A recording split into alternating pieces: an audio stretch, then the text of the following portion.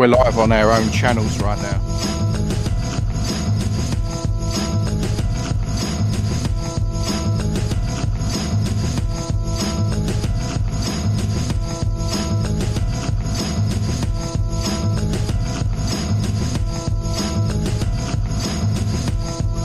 Welcome in, everyone.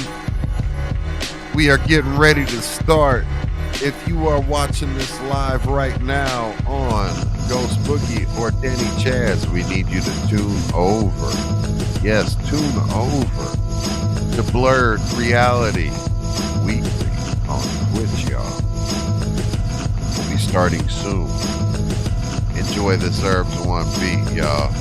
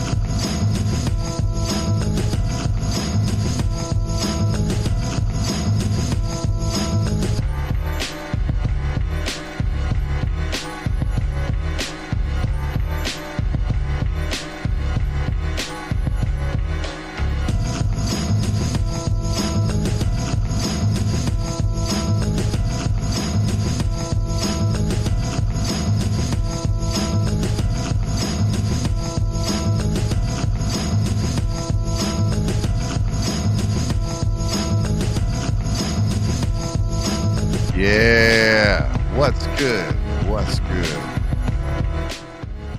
What's goody? It's your buzzy cousin Ghost Boogie. I'm dannychaz. Yes, right. And we are Blurred Reality Weekly. We are coming to you live right now. 9 o'clock something in London, and then 4 o'clock something in Eastern, 3 o'clock something in Central, 2 o'clock something in Mountain, and 1 o'clock something in Pacific. So thank you. It is what is the day today? It is not June, it's December 27th. This is officially the last episode of the year for Blurred Reality Weekly. Danny, how you feel about that? Well, man, this has gone around quick. We're still building this up, and we're still getting the message out there. So anyone who is listening, tell a friend, tell an enemy, share us out. This is Blurred Reality Weekly. We're going to cover all things serious, all things tongue-in-cheek, all things comedy, all things pop culture. We're just going to cover all things. Me and Ghost, we ain't going to be scared to talk about anything. So we're here, we're covering stuff. As it's Christmas, let's not go too heavy, Ghost. What you got planned for us? Man, so for Christmas, let's do a recap of. Tell everyone how your Christmas went, man. What'd you do for Christmas, man? You had like bunch of different types of Christmases, man. You had a bunch. Tell us about what you had. So the day before Christmas Eve is Kelly's brother's birthday, so we was all over at his house. Christmas Eve we're at my house. Just me, Kelly, and the kids, and that chilling and doing our thing. Pops in to see mum, and then we chilled out in our own house. Christmas Day, we had Kelly's family round. Her mum and her mother and father, and her mum cooked a meal for us, and was all good. Boxing Day, leftovers. Kelly's brother made another appearance. He come in, and that leads us up Did you to all today. box? No, man. So I have a question for you. Yeah. Why do you guys call it Boxing Day? What is Boxing Day? I've never understood that. Tell a Yankee what that means. The truth, or should I make one up? Because I don't know. You really? Okay, well, I'd rather you do that. So I just have never ever understood why it's called Boxing Day. I don't know. Nor have I. I've never known why it's called Boxing. I know that all the sales start that day, and I don't know if it's something to do with that. I just don't know. Is it the Not a day clue. after the 25th? Yeah, 26th. Yeah. 26th is Boxing. I mean, Do y'all there have any was special customs or anything like that? nah. We just carry on Christmas, but it's more relaxed. We eat cold cuts and leftovers, and Hmm. just chilling, and and playing games, and just Christmas 2 Electric Boogaloo, and then led me up to today. And today I went to my mum's, so my mum had us today, and she cooked us a nice meal. We had some more cake, so it's like, man, I've been eating and drinking constantly for the last week now. Like, like I told you before, man, I lost 25 pounds in the last couple of months just working out and working at work. Did you And gain some of it back? I'm gonna put that back and some, like by January. I've still got another week of this. Yeah, we Yeah, celebrate. it's definitely stressful too, because I know I have been paying attention to my weight nonstop, right? And Yeah, as I see, like I've plateaued and slowed down, and when you start getting those extra pounds ticking on, it's like I shouldn't have ate that shit. yeah.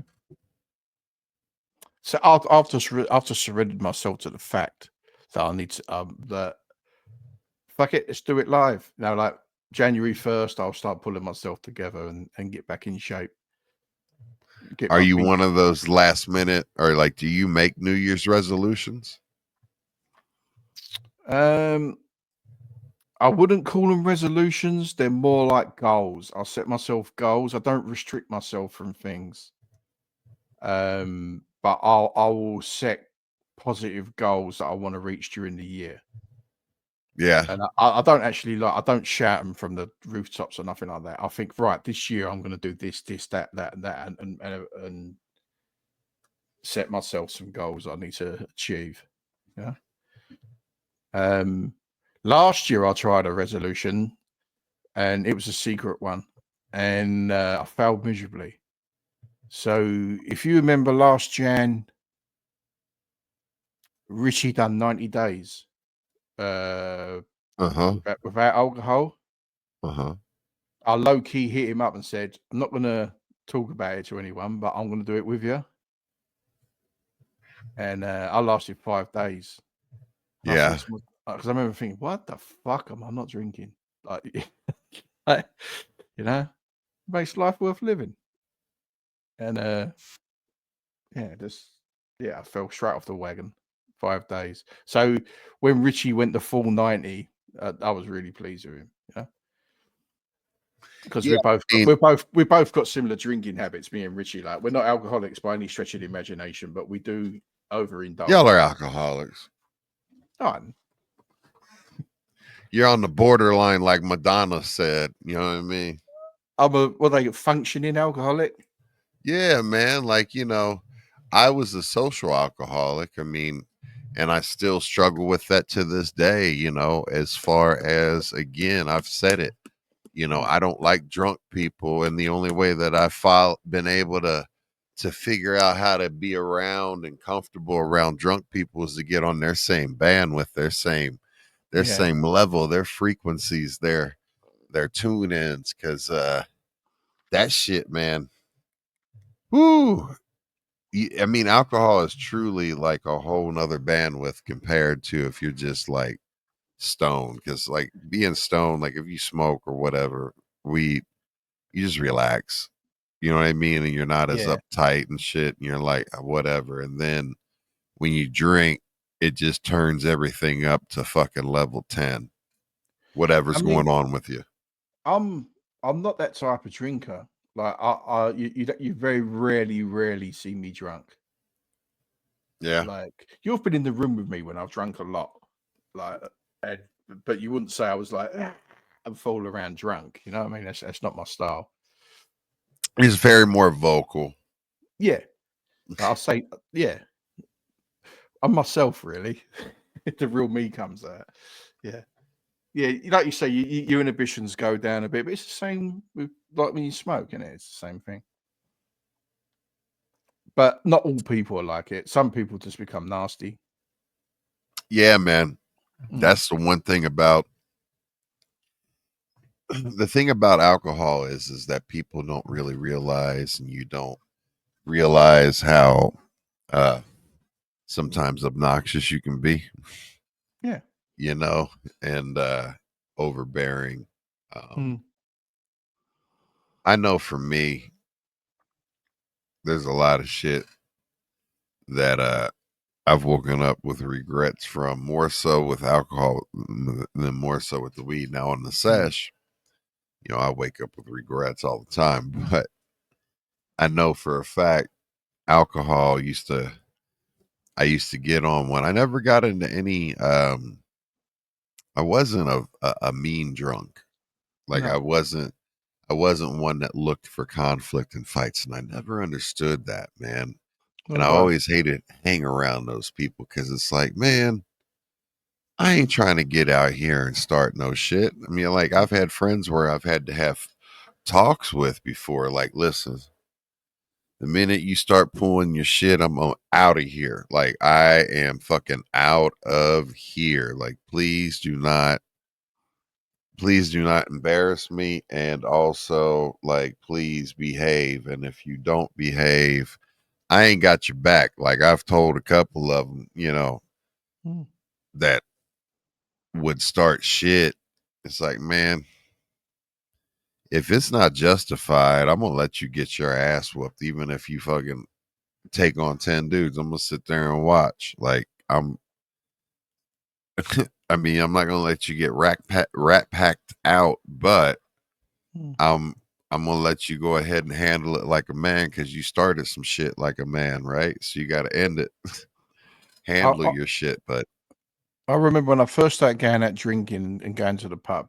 So I was young, and I started work young. So I started going to work full time at 15, and 15, 16, and then I left school.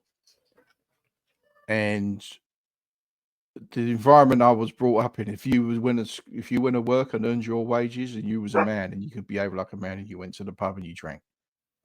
And I remember there with my uncle, sitting with my uncle and my uncle Jimmy, R.I.P. I remember sitting with him and he's saying to me, "This guy could drink. Jimmy is drink. Boom, boom, boom. He owned pubs. Like he. So me and him sitting there, we're having a drink, and I'm like a 16-year-old kid, and I'm like 4 or 5 pints in, and there was a guy in the bar, and he was like loud and obnoxious and drunk, and like like affecting people's enjoyment and I just remember sitting there with him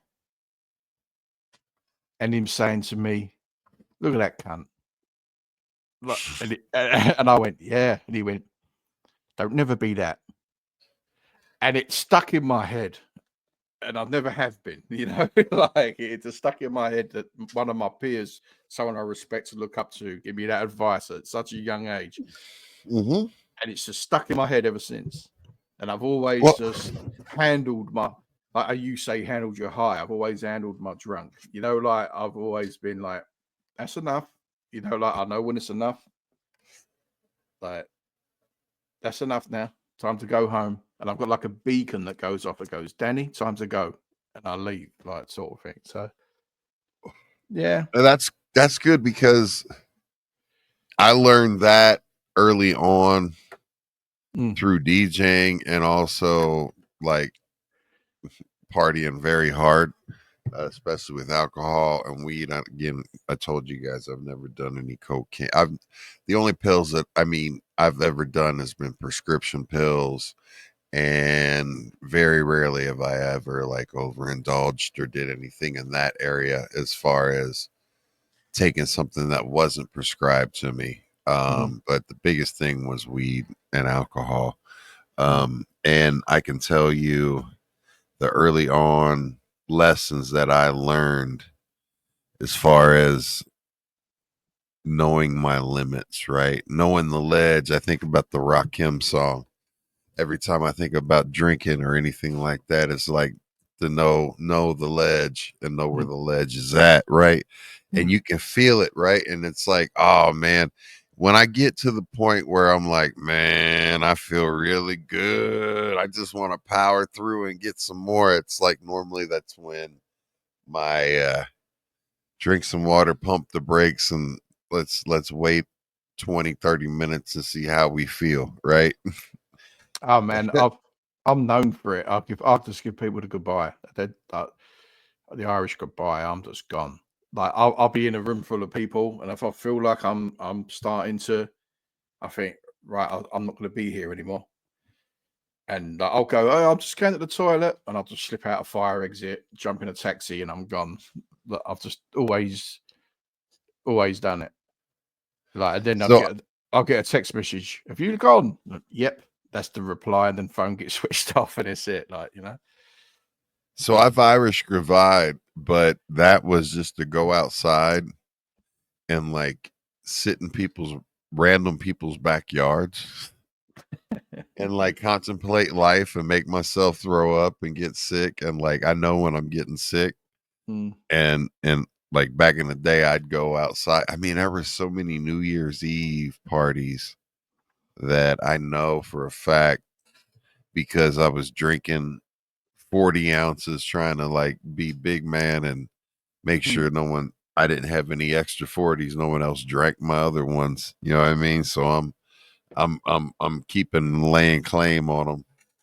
yeah, And we're passing around blunts and all these other things, and you start getting a little blue in the face. And you have to go outside in the snow and then the cold. There was a snowstorm during New Year's Eve, man. I hugged a tree in the backyard. I'm going to say for a good 90 minutes. People were all looking for me. I even heard people like going out front yelling my name and everything. No one ever thought to come back into the backyard. And I didn't yell out to anybody. I was just sitting there, Ralph, and talking to Ralph. Ralph's always a good friend.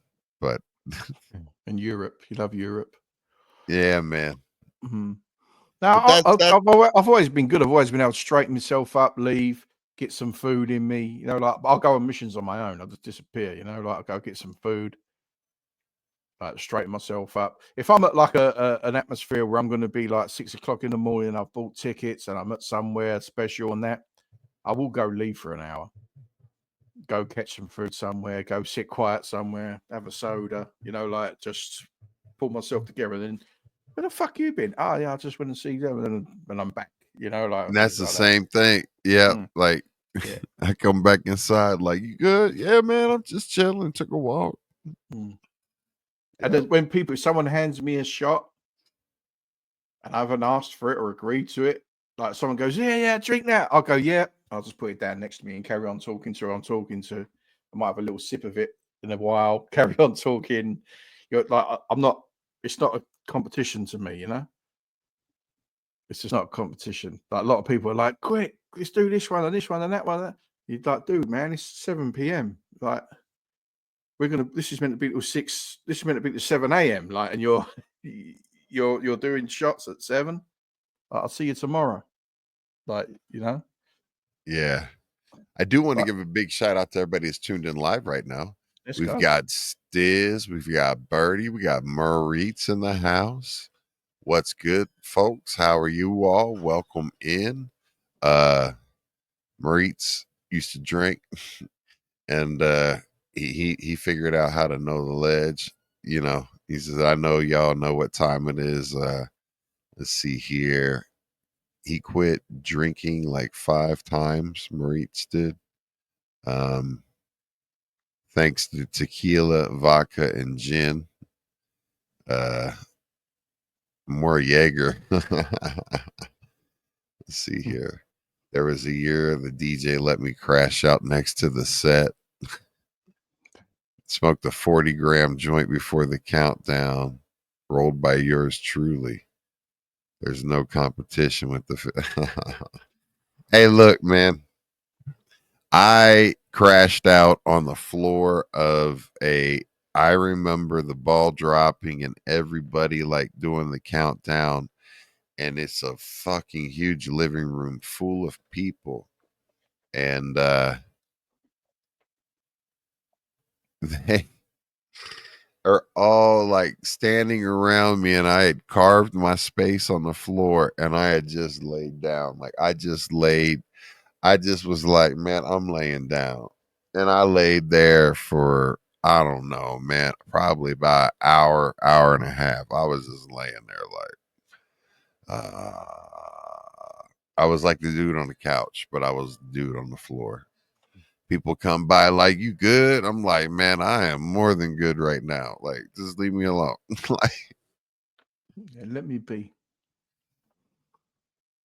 I'm gonna take a sit, a squat, pop a squat right here. Mm. Yeah, man. So how was your Christmas? My Christmas was awesome, man. We had Mikey over, and it was great, man. We besides that, we woke up at the butt crack of dawn, and the kids all opened presents, and it was really cool just to sit and watch and have an opportunity to hang out with them and get them to, you know, just trip out on them, Mm. and it was cool. So I very much appreciative of just being here, making it to this Christmas, and being a part of it, man. And it was good. It was good. I mean, Mikey's good company to have. Very much so. We Yeah. were looking forward to having him over the whole day. It's like, He's a good dude. He's fun. You're going to have a good time. hmm And he's also a respectful dude. You know, like you know you could bring him home and he would treat your house with respect. very much so. Like that was even a comment that wifey made. Mama Boogie was like, he's very respectful, very kind, Mm. and very, very. I was like, yeah, I wouldn't.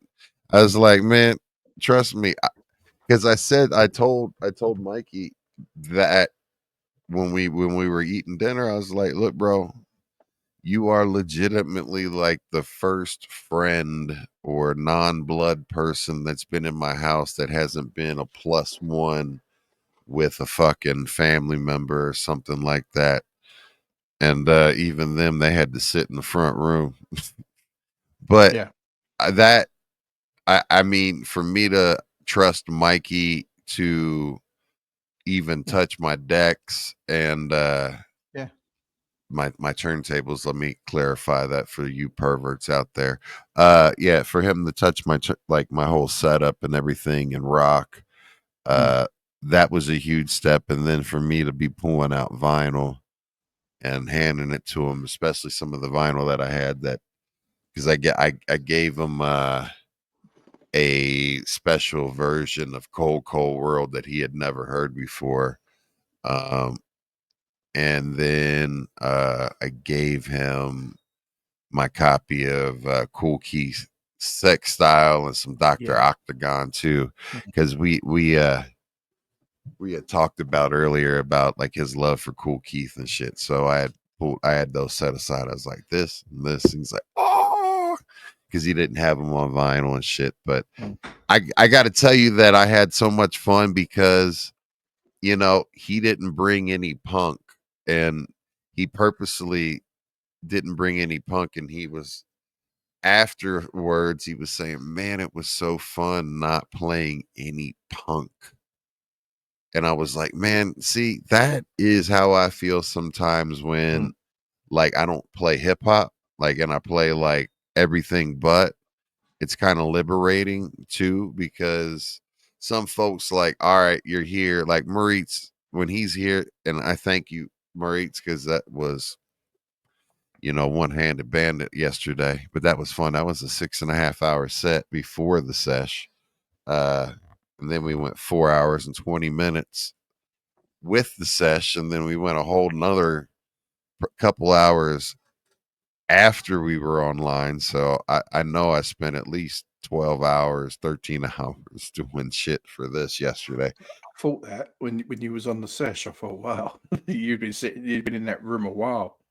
Yeah, man. But this is, honestly how I have Mm. been dealing with the pain and dealing with not help it just basically helps me not to take painkillers because when I'm hyper focused and fixated on doing music, and I think Maritz and Becca were even making fun of me because like towards the end I had told them I was like, I haven't even had anything to eat today, and it was coming up on sesh time and shit.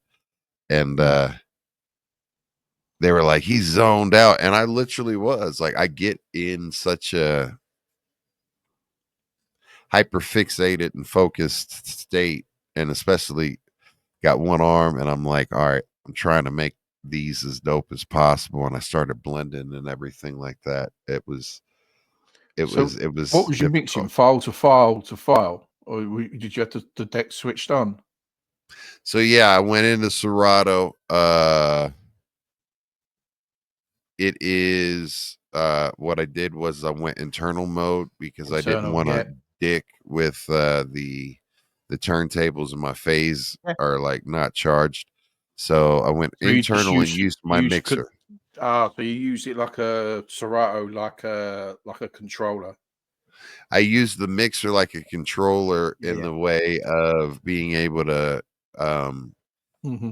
cue and bring up my lines and mix, and I used the stems. I had to like my turntable served no purpose in regards to Yeah. anything. So like I had to make sure I was really catching the beat and being on time, and So then what did you do? Did you assign your mixer to like play and pause and cues? Well, you obviously the no, cues. no, I No, used the hotkeys on the keyboard. I cool. was Like I using use my mouse. You use hotkeys. Yeah. yeah, I was using the hotkeys just because Mm. like having the one arm Mm. and being able to do it, it was difficult, and I was trying to do as much as I could, as cleanly as I could, and yeah, it was it was fun. Towards the end of the night, I was like, "Fuck yeah, we're gonna be doing this a lot more throughout this. I'm not gonna let that stop me from not streaming, right? And just let Mm. everybody know, like, hey, bitches, I'm kind of cheating right now because I've never used the sync button, Danny. The sync button is an evil cheaty motherfucker if it's actually if the files are timed right. Yeah. There's, I mean, there's a few schools of thought on the sync button. Um, Yeah. I'm not adverse to using it, but I can see what you're saying. Um, if I'm running out of time on something, I'll click it. Yeah. Yeah, yeah, I've got no problem with using it. At the end of the day, I want people to hear my art. I don't want them to see me struggle with time. But like, yeah, I know what you're saying. I won't use it, and then sometimes it's like a last minute thing I'm mixing. So I'm like, oh shit, I could throw this in here. So I will quickly just click the sync and cue it up and get it where I want. Yeah. I'll do that. But No, I like, understand. mm, mm. Like 'cause I get sometimes it. I'll change my mind or Serato will freeze. Like if Serato Yeah. freezes up and then it takes a while to come back in, I will just click the sync and get to where I want to with a cue. Gotcha. Yeah. So I do I use it as a have tool, but I don't lean on it. You know what I mean?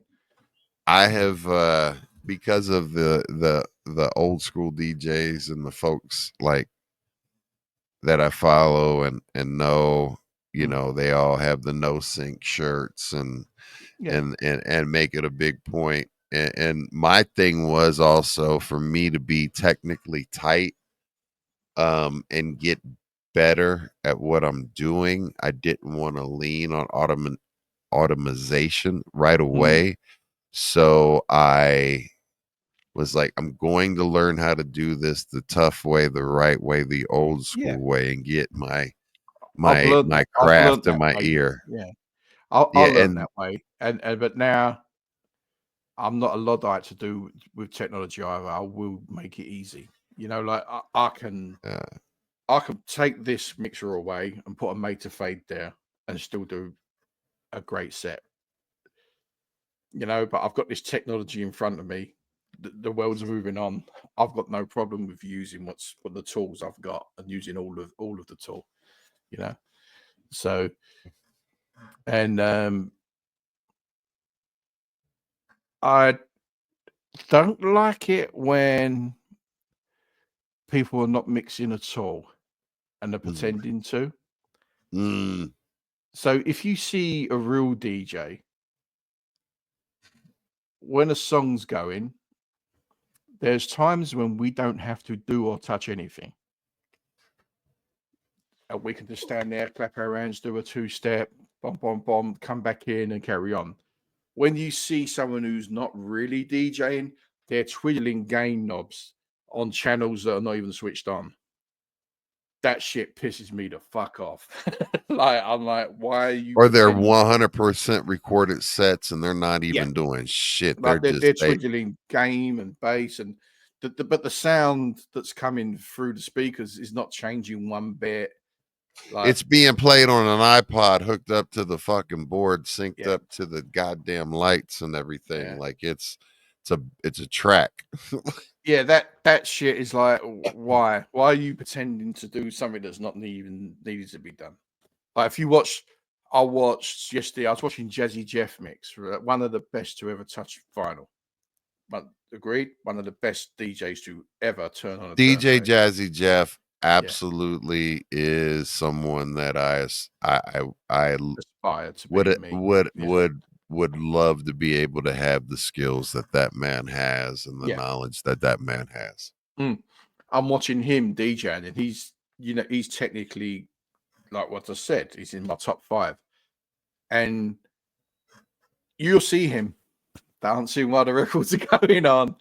He's just touching the cues, the fades, and maybe he's turning the bass down and the mid up a little bit here and there. But he's just moving these 3 things around and cues. Well, There's that's no not true reason. though.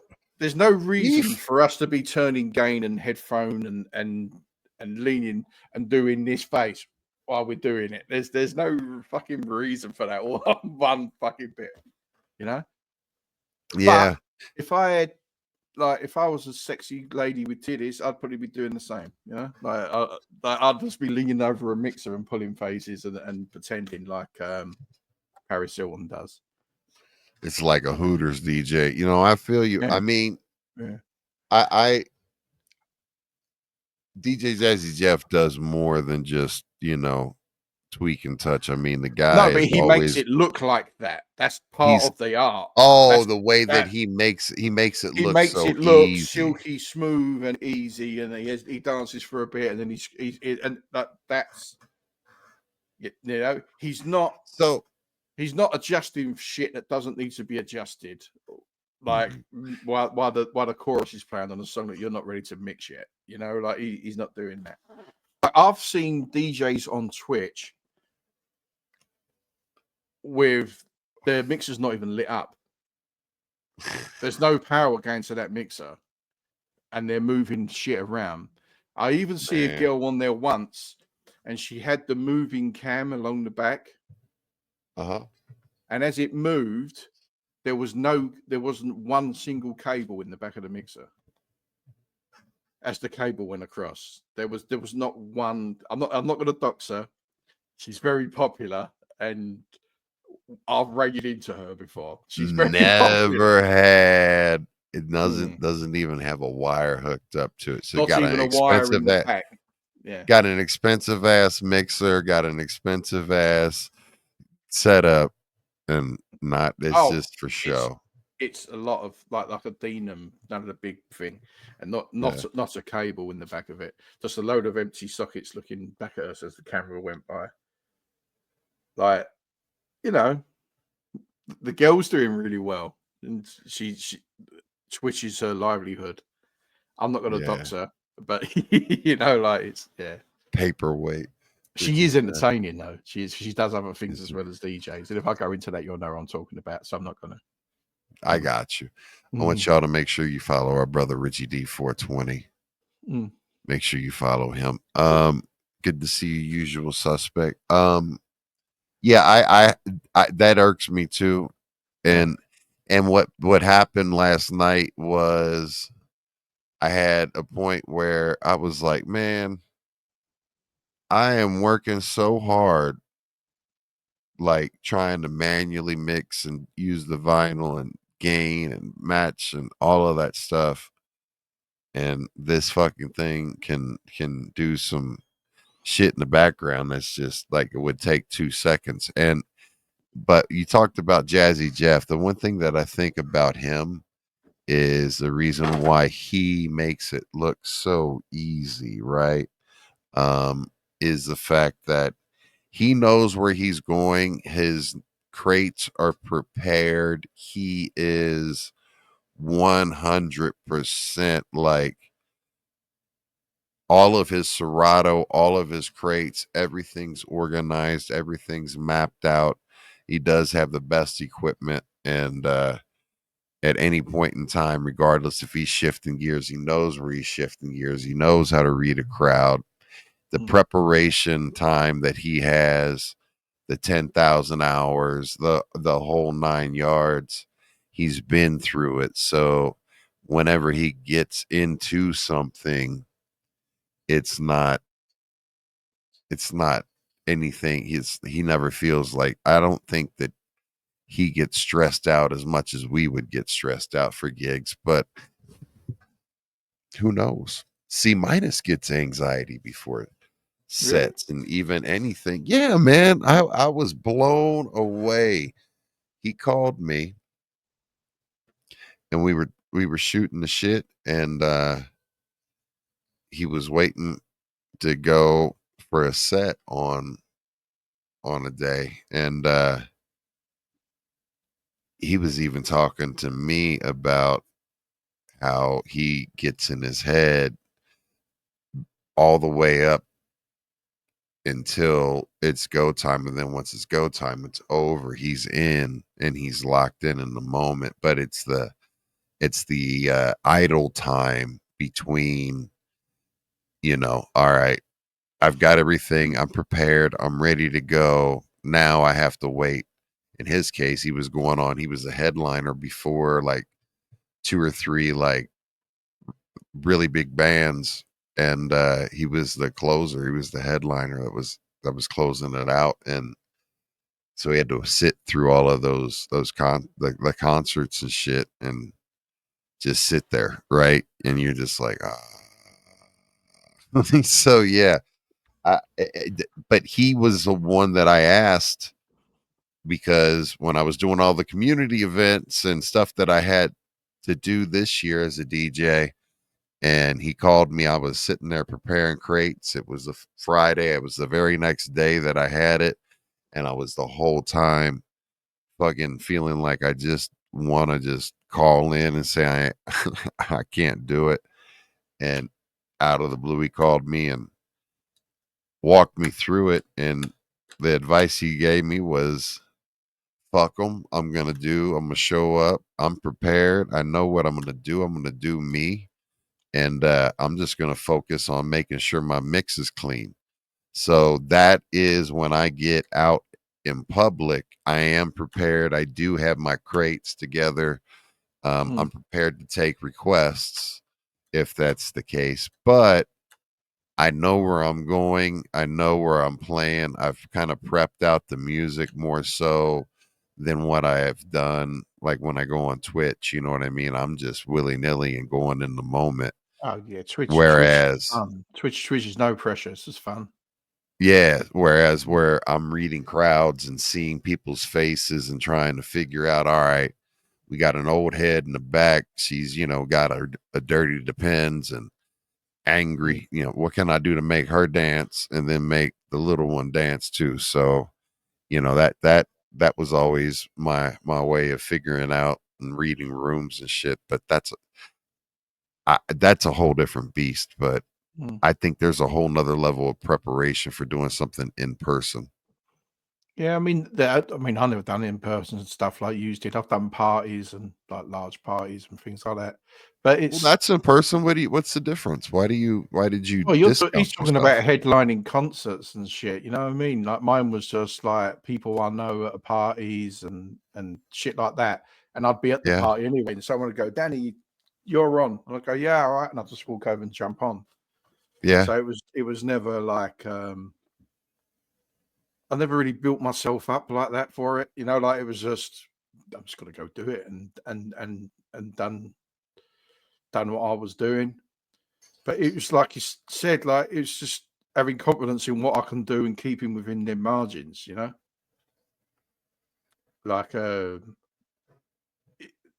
just it's just, I don't know if it's how I'm built or what, but I've always been like it. Like, I've never been nervous about uh, what we do here now, podcasting and talking. And You've never been nervous?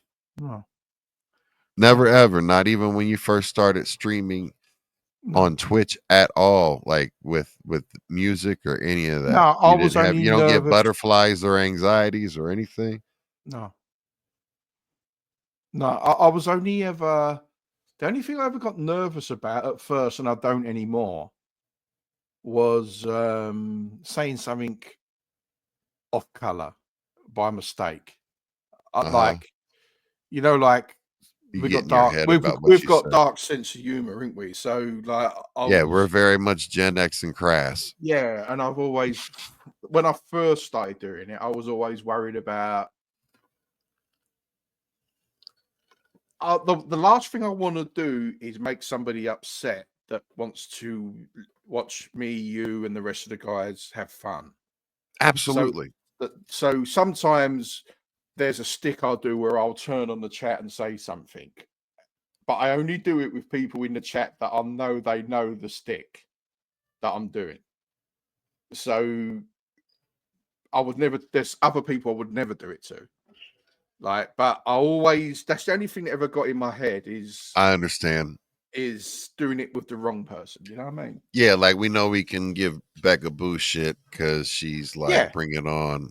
yeah, I can take it, right? yeah. She's one of Uh, us. She can. Yeah.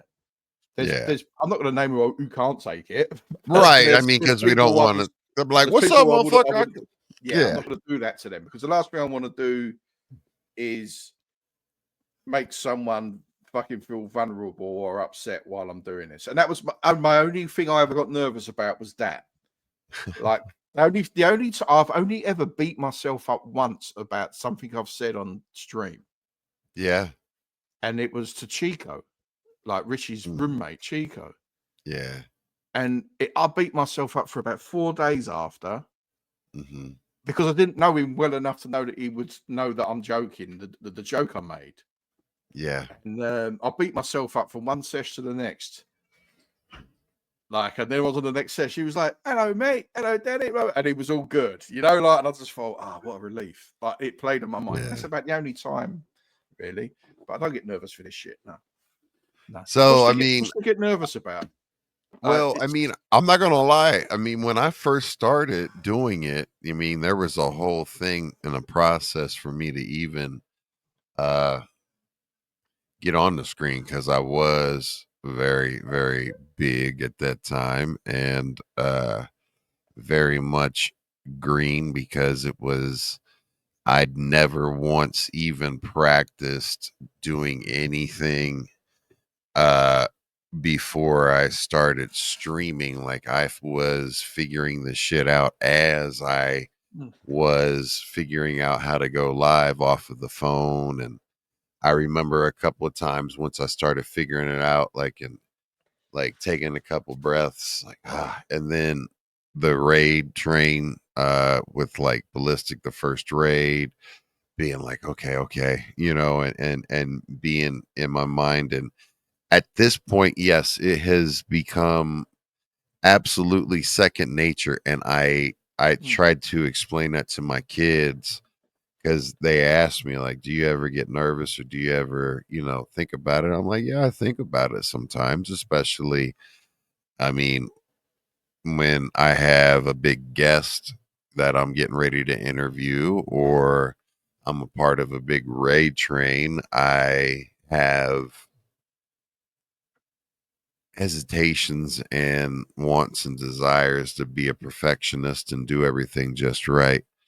Um, mm, but it's just I still sometimes get butterflies even when I'm doing some things or caught up in the moment, and when I'm in the middle of mixing something too. Like I have to do and work to sometimes control and keep even keeled while I'm mixing. Hmm.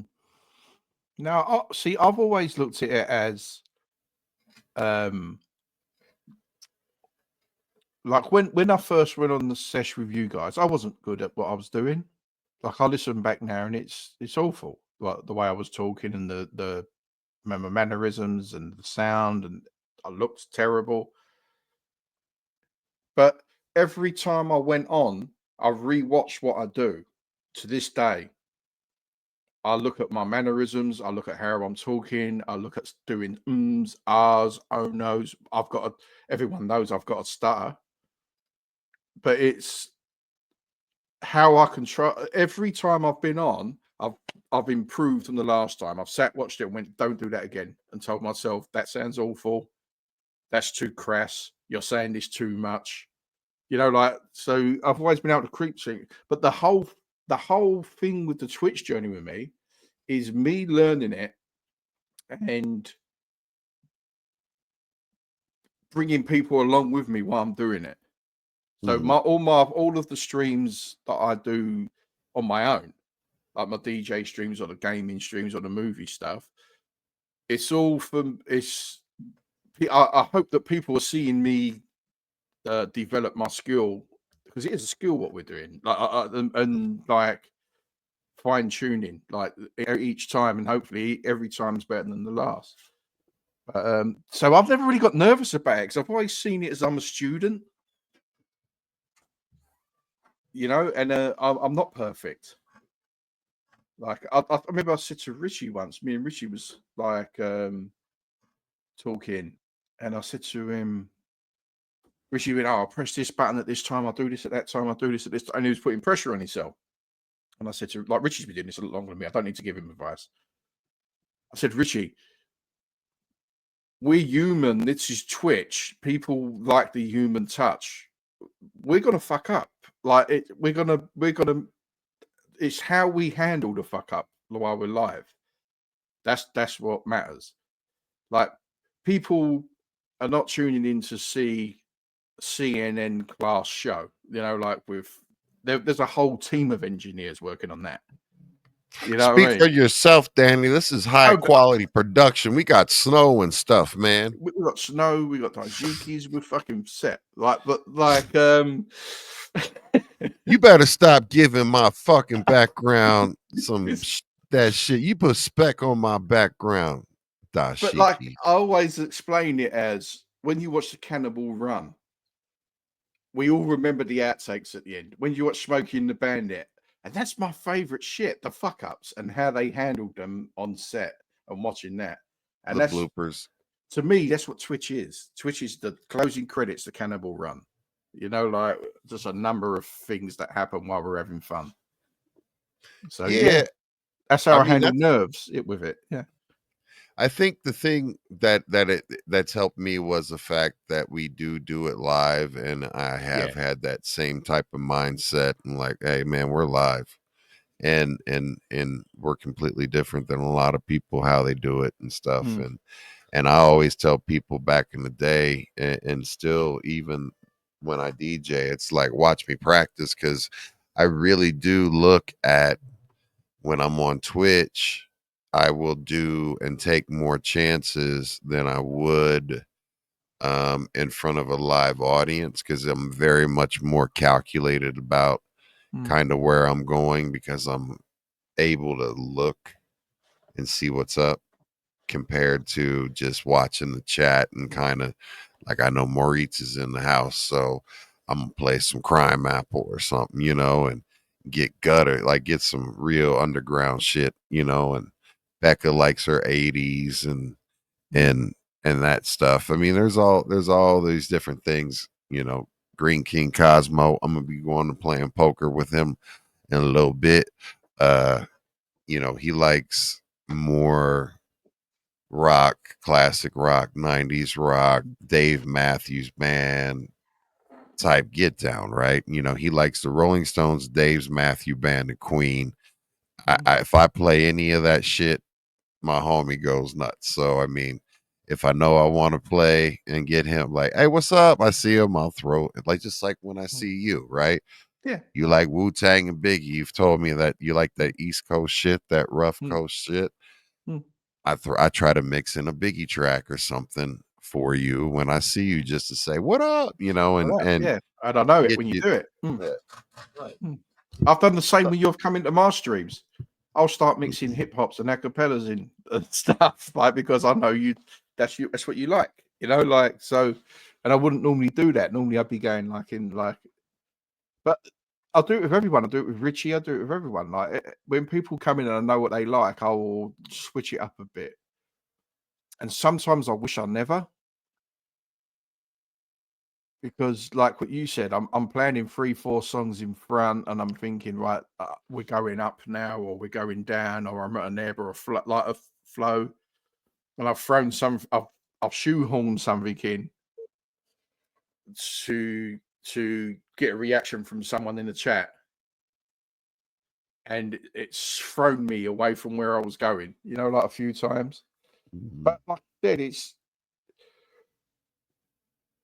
that's who we're doing it for. That's who we're doing it for. We've got Shoe Dog in the house. How you doing, Stu? I think as a DJ, I mean, we want to share music, right? And Yeah. share music that we think is cool. And it's like, Yes. hey, I'm super enthusiastic about this song.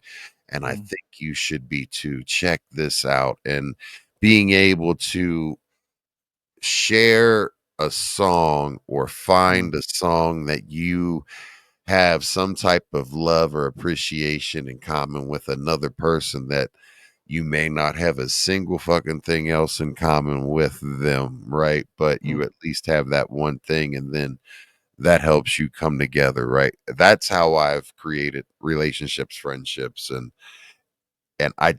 I really love being able to see people's reaction and joy and happiness come back just by playing the song. And if I can mm, play a song, like it's such an easy thing to do for someone to make them feel welcome, happy, and and and have a good time in that moment, right? yeah.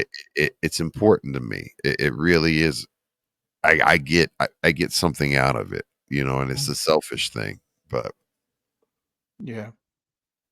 I mean, I like being selfish as well and just playing what I want to play. I know I like no, it's the truth. You juggle that. Yeah, you fight it. because I don't do music streams to a schedule. I've said it before. I do a DJ stream when I want to do one. Like I don't go, right, today's Tuesday, 6 o'clock. I promised I'd do a stream, so I'm gonna do it.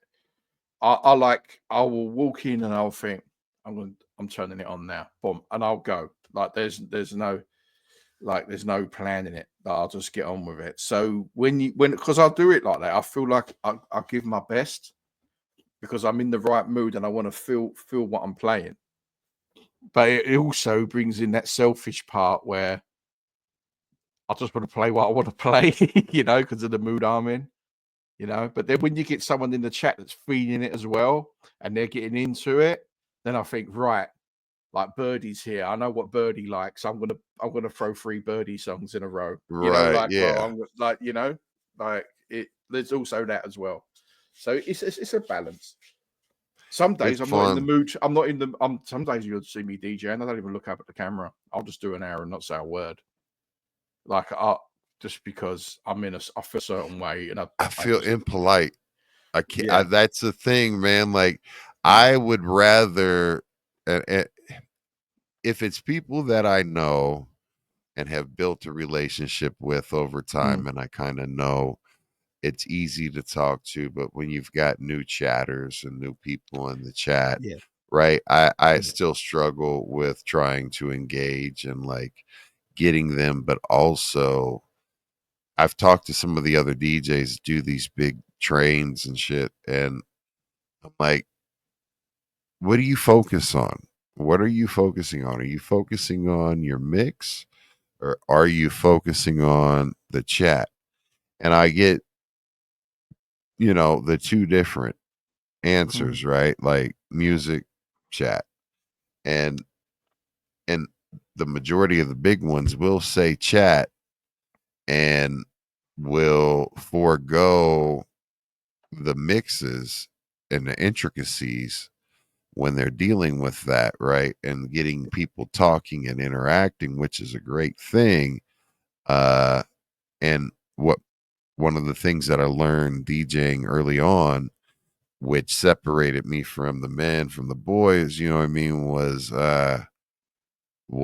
the fact that my mentor was such an amazing talker and MC and composure, and had everybody's attention when he talked, and addressed and handled the master of the ceremonies, as far as, hey, we are doing, this and that and time, whatever it is, right?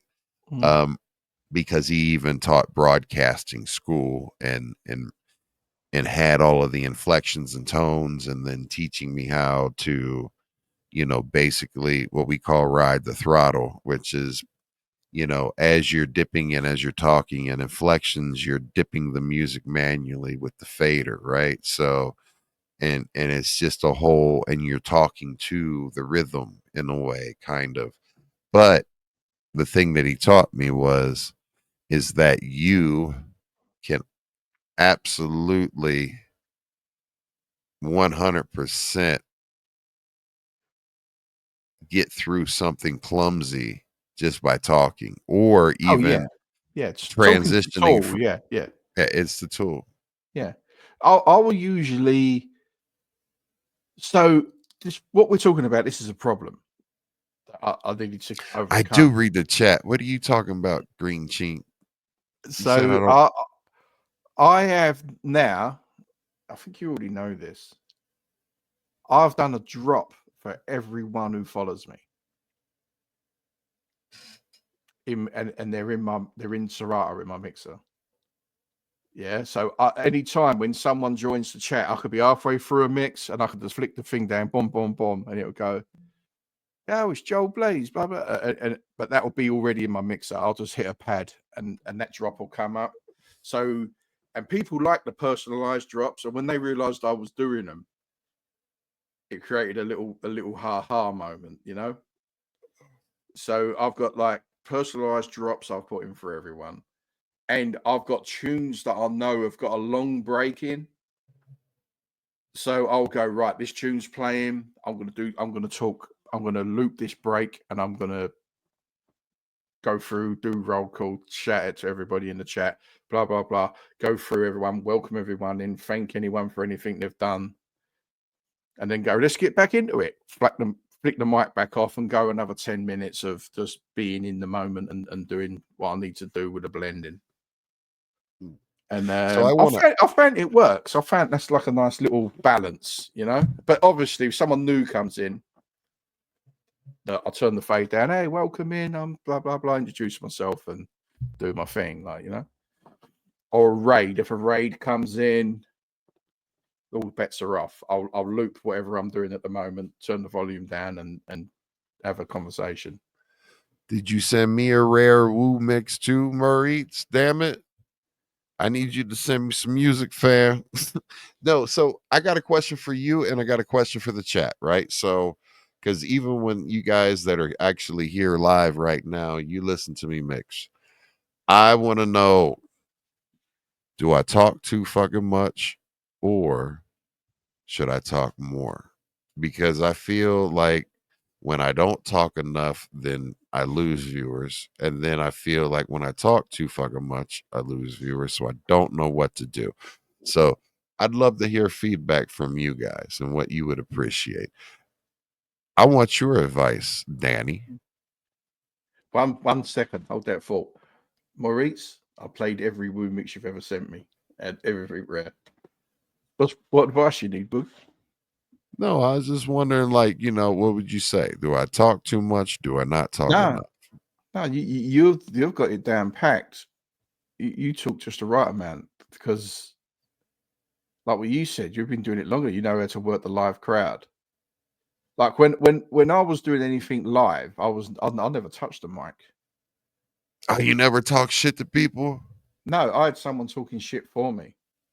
Ah, yeah, you did because that's the whole thing. You had Yeah, drum and bass MCs, and you'd have people rapping and yeah, talking shit. Yes.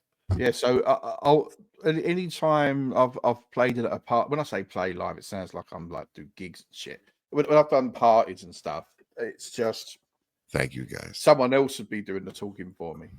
Like I wouldn't catch me talking on the mic. No.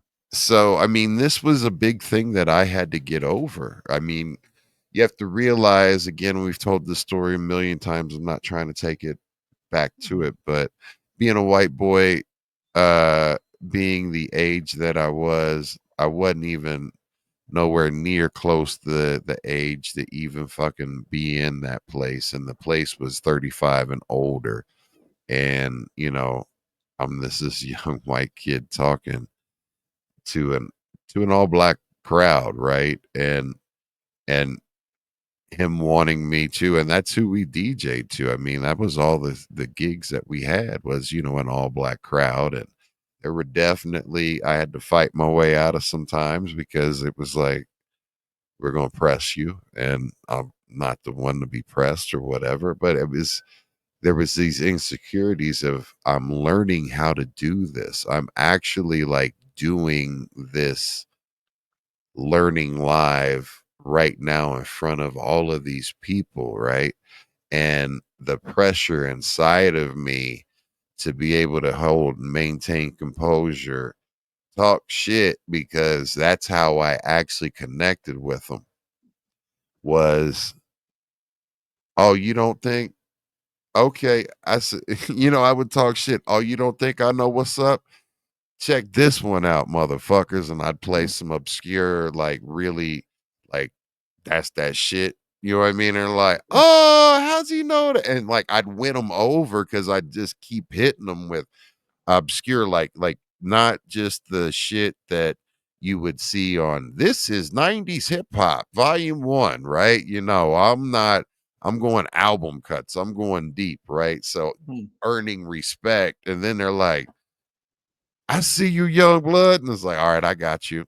mm. So I mean, but that was my fucking goal and intention. And it was that I it was a drug. It was an absolute drug in itself.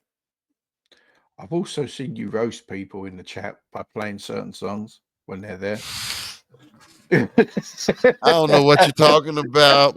I don't know what you're talking about.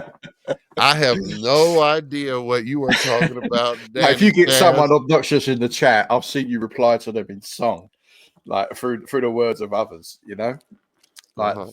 through like playing hard records or like songs that I know are directed at that comment they made. Like, Oh mm, yeah. mm, That's what I do. I do word plays. If you actually mm, pay attention to everything that I mix, each song actually does mm. phrase in. I try to fix something where it plays off of one another and Yeah. does the mixes. But yeah. Mm. I so speaking of music, we're gonna bless you all with something. Oh yeah. Uh Okay, yeah. we're gonna do something. We're gonna do something. So this was kind of a personal thing that I kind of shoehorned. I was like, Daniel, I want to do this I was because like, yeah, we do it. couldn't Mm, we couldn't figure out what we were gonna do. mm, And I was like, this doesn't feel right. This doesn't feel right. mm. And then I was like, all right, we're gonna do Scarface Tiny Desk. And we're gonna go ahead and take a listen and go through that. Mm. And So before we do that, anybody that's on our personal channels, they're going to be closed out while this is going no, on. nah, there's Nah, nothing we can do about it. Fuck it. We'll take the risk for the strike. cool. Let's do it. We've done some shit before, and I've got a uh few strikes for a few things I've done. So Worst thing that's got to happen is it gets muted on the VOD. Yeah. Or it won't. It'll be worse. I don't know. What are they going to do? Put me in prison? Well, I Am just I don't going to know. lose? Am I going to lose my 2 subscribers? Well, I don't want to lose any of our subscribers and I communities. can go up to channel that box at the that top we've right all hand built. corner, and I can remove your stream from this by clicking on the little tick on the right hand side. Didn't realize that remove was there. Yeah. Nah, we're It good. actually says We're just delete gonna, anyway. It deletes it from the stream. Yeah. well, what we'll do, we're gonna keep it going live. Cool. Do it. And so this right here, if anybody is not familiar with what the Tiny Desk concerts are, I think even if you guys that don't like hip hop music, right? I don't want you to tune away. Like Cosmo, I think you're going to appreciate this.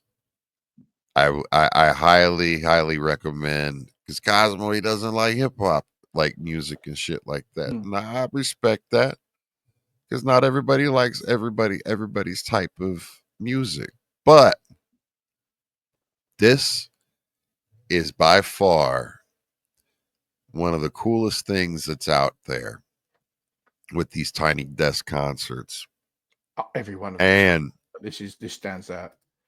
And Scarface's is, again, he's like my number one, number two, number one, because it's Scarface and Ice Cube from NWA through Lethal Injection.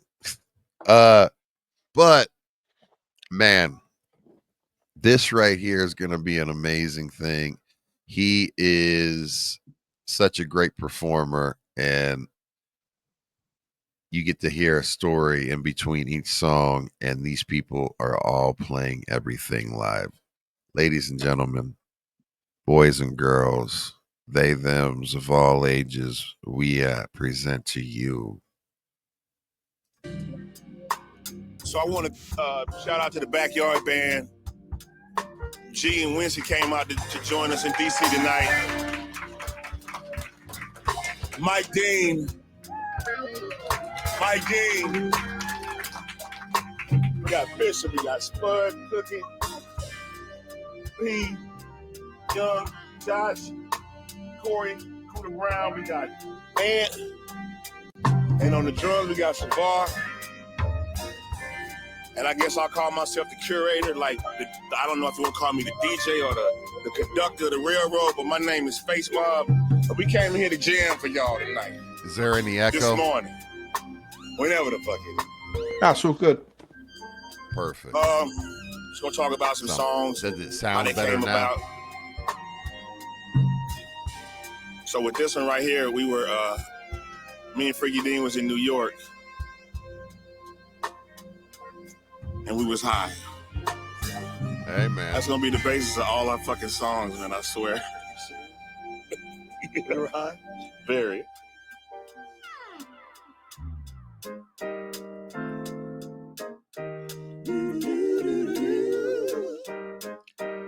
That piano right there.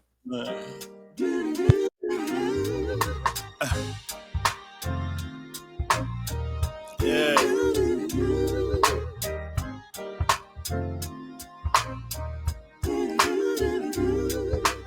My block.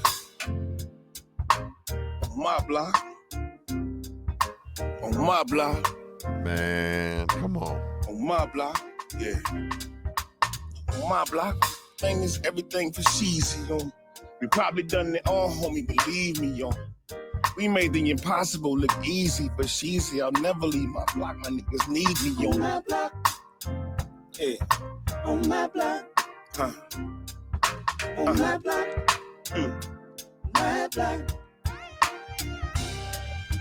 Every day be like the same old thing on my block. You either working, you can juggle cocaine on my block. You had to hustle, cause that's how we was raised on my block. And you stayed on your hop until you made you a knot on my block. The hangout was the thing back then. And even if you left out, you came back in to my block. Holloway, Belfast, Scott, Reed rolled the flocks. We know the spots, Cisco, weed or rocks. The drink or the blue dots on your block. You probably bred a fat pad of Tupac, a big pun of B.I. Your homeboy from knee-high. And even if it was storming outside, your homie B-Bye. That's me, dog, on my block. I ain't have to play no big shot. Them niggas knew me back when I was stealing beer from Shamrock, and my nickname was Creepy. And if Black June could see me, he'd be tripping. And I bet he still tease me on my block. On my block. On my block. My block. I bet he still probably tease me, yo.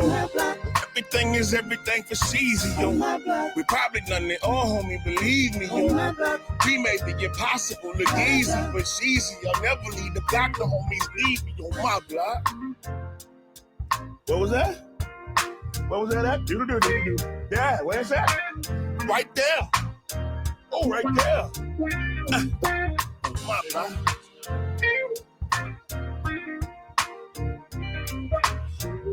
This is something about good music, man. Come on, let's go. Everything is cheesy, yo. On my block. I done it all easy. On my block. We make it impossible to my block. Cheesy. On my block. On my block. On my block. My block. My block. Woo! Something about good music. Something about good music,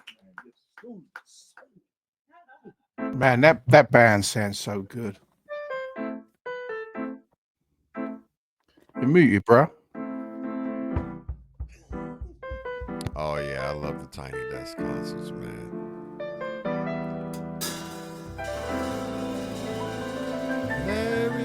And honestly, I don't remember feeling like this.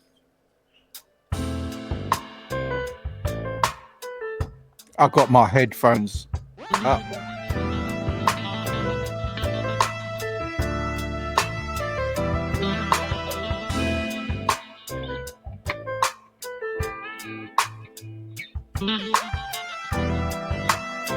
Hey.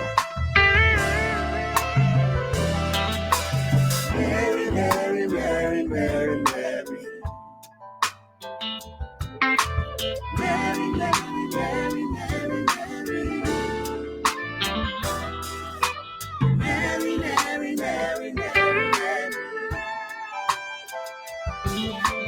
Mary, Mary, Mary, Mary, Mary. I got this love forming in my life, but it's game, and indeed of the form of life, and that's a shame how a man can fall in love with leaves and not a brain, not afraid to let you up and leave. I ain't had a happiness with all my folks and got us high for the days that we were lost and broke shit. Got us by, only right we stop and keep the props because she came from the block of only finer crops. I need to hear you sing Mary, Mary, Mary, Mary, Mary. I love Mary, Mary, Mary, Mary, Mary. Happy just to hear your name. I need to hear you say Mary, Mary, Mary, yeah. Yeah. I got a question for you. When the world starts to stress you out, what you do? Put a cancer stick off in your mouth or grab a brew, sold in stores with the back remains is they were made and the government's been taxing them. Getting paid, if it's taxable, it's cool as smoke then. Kill or not, ain't it alcohol that's killing folk? True or not, other people try to make you bad, but you're not with my situation. It's sad. I got a true friend in my time of need, cause you're all I need. You're natural, you come from seeds. Now, the greed makes me happy when I'm feeling pain. Once again, it makes me happy to hear your name. Do your thing, Mary Jane. Oh,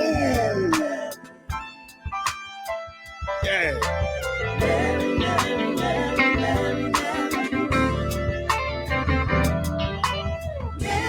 For sure, Maurice, for sure.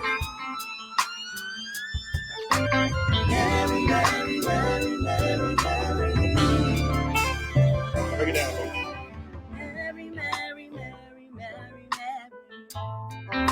What's What's good, East is? Mary, Mary, Mary. Mary, Mary, Mary, Mary, Mary. Mary, Mary, Mary. Last question. When you're sad, depressed, and feeling strange, who you blame? It's a company to keep you sane. Call a name, Mary Jane. I love you, Mary Jane, cause you the thing. All I need to get this thing with you the game. You never made me smash my things, you crashed your ranges. Anything you've always kept me tame. And it's plain for me to see that you my everything. Mary Jane helps to ease the brain. And we can hang. There is easiest, you ain't never changed to stay the same. Never seen what people seen in speed. You became naturally you everything we need to do the thing. You the thing, baby, true indeed. Now do your thing, Mary Jane. Do your thing, Mary Jane. Happy just to hear your name. Mary Jane, do your thing.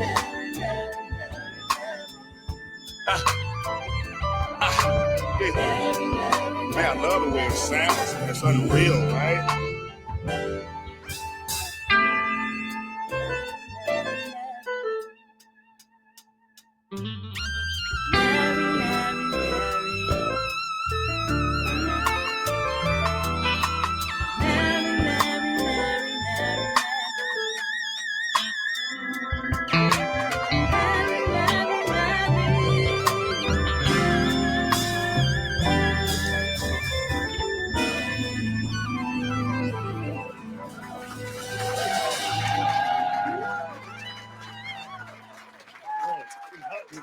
Let's fire it up. Hey, can we get some air in here? Mike Dean's making me hot, man. Man, the girl with the blonde hair. Man, Mike's making it hot. Yeah, it's dope, y'all. It's dope. Yeah, let's do that. Let's do that one. Oh yeah, let's Old jam. Girl's amazing. This entire band is just such. That's the reason why this is by far my most favorite Tiny Desks. Just these group of artists are amazing. I like this one. I like Jizza and Bob James. Oh yeah, Bob James is amazing. This my shit. Hold on, man. I'm gonna have to catch a vibe, y'all. Would you just smile for me?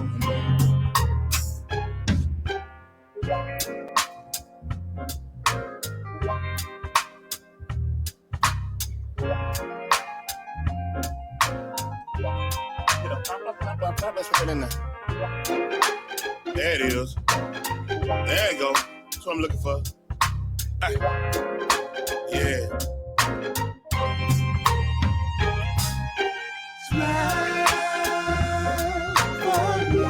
Man's work. You hear it working, y'all? You can talk to me. It's fine. Can you hear it working? Yeah, you can talk to me. It's fine. I know this shit works out. I know it's shit's working out. This is what we do. Now as I open up my story, the blaze of your blood, so you can picture thoughts slowly. I'm on phrases I wrote, and I can walk you through the days you've done. I often wish that I could save everyone, but I'm a dreamer. Have you ever seen a nigga who was strong in the game? Overlooking his tomorrows and they finally came. Look back on childhood memories, I'm still feeling the pain. Turning circles in my 9th grade to dealing cocaine. Too many hazards in my local life, surviving the strain. And a man without a focus life would drive insane. I'm stuck inside a ghetto fantasy, hoping it changes. But when I focus on reality, we broken in chains. Had a dream of living wealthy and making it big, but no football, toes cook raw, taking and digging after all my mama's knows a God blessing the child. All my mama got to do now is collecting it. Smile. Yeah. Oh my goodness, that's nice.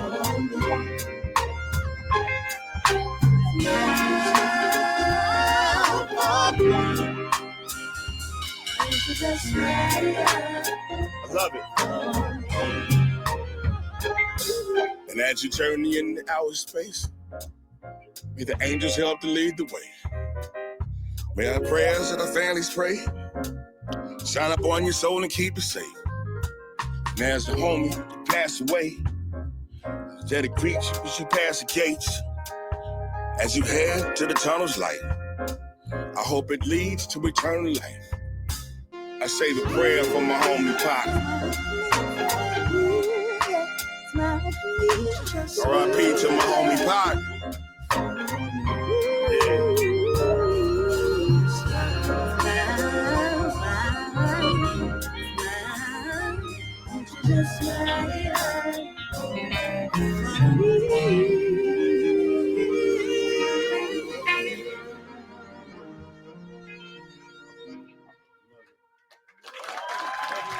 Yeah, man. And all the homies that have passed away, is that it greets you as you pass the gates, and as you head to the tunnel's light. I hope it leads to eternal life. Say a prayer for my homie Tupac Shakur.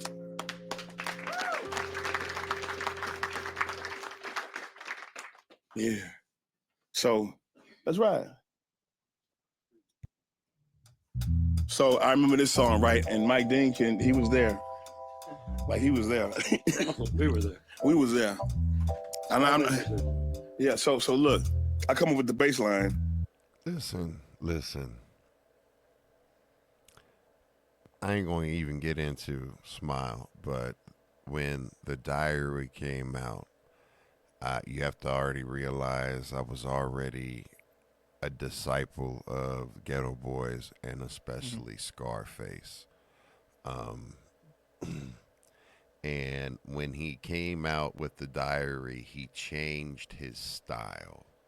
He flipped his style, and it was he was one of the first rappers that was that established and actually came out and was able to successfully change his flow and the way that he delivered and pull it off in a way that no one else has ever been able to successfully pull it off, right? You know, it's just something that he did on this album, which actually got him a Grammy.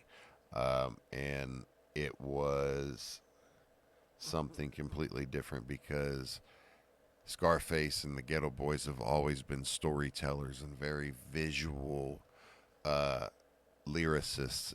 Whenever I listen to any of their songs, I am very much watching a movie inside my head instead of just someone, flexing and, saying how big and bad they are.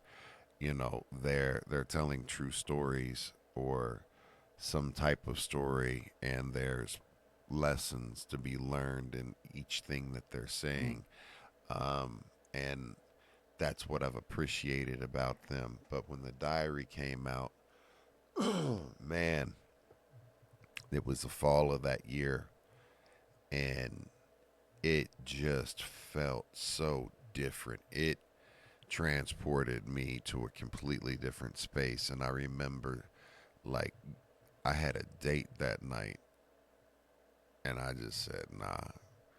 And I stayed in the house and chose to listen to this album over and over and over again rather than go out and get some, you know what I mean? So, yeah, this album right here is amazing. Harry Connick Jr. is one of the guys, the guy when he was like, what's good, Cat Daddy? When they're like in the prison talking before they start this song, right? What you gonna do when you get out of prison, man? Yeah, I don't know, and then they're all like that. This song is just so cinematic that I had to stop and this right here, Danny. This right here is that shit. Don't you be giving me this shit. No. You always argue about how it goes. Listen. And I started going,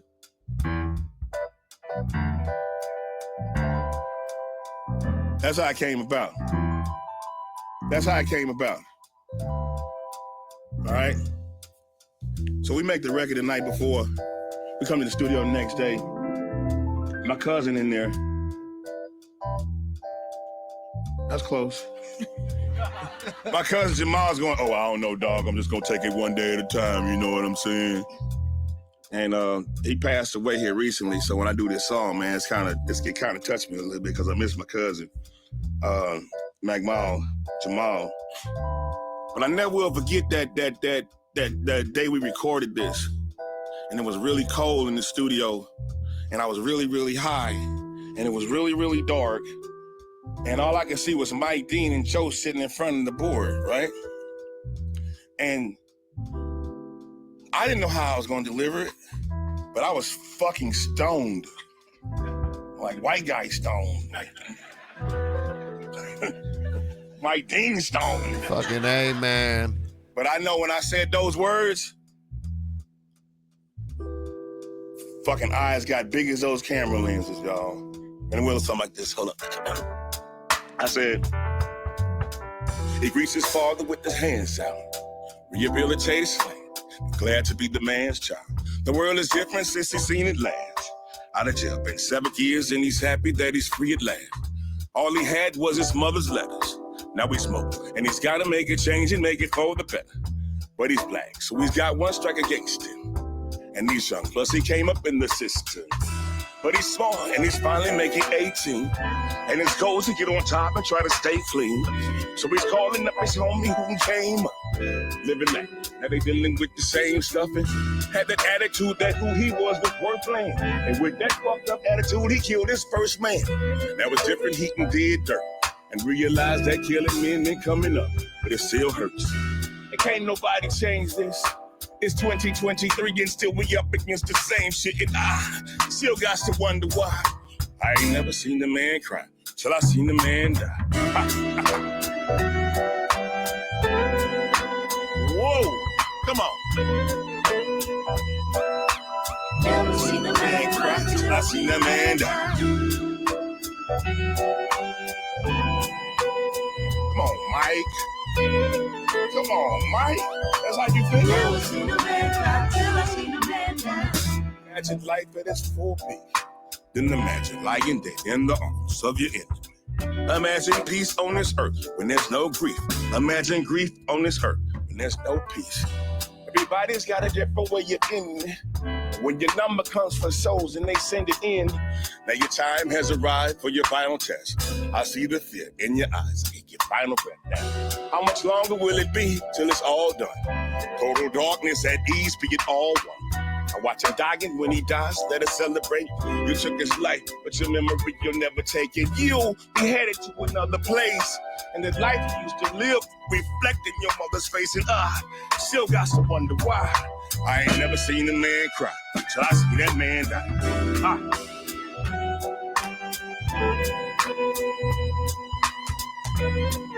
Hey! Never seen a man cry till I seen a man die. Fire right there, baby. Never seen a man cry till I seen a man die. You hear it now? You hear it now? Never seen a man cry till I seen a man die.